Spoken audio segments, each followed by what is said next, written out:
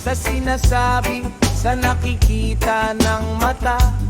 Ang katotohanan pilit binabali, pinabaluktot lagi ang mali. Ang mali ginagawang tama.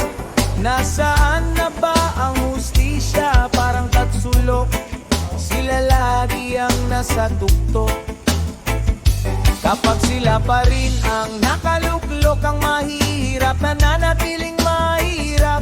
Kapag ang salapi sa kanila ang naghari, lagi na lang ang mga ape ang nasa lugmok parati. Walang pera, walang hustisya, mahirap talagang maging mahirap.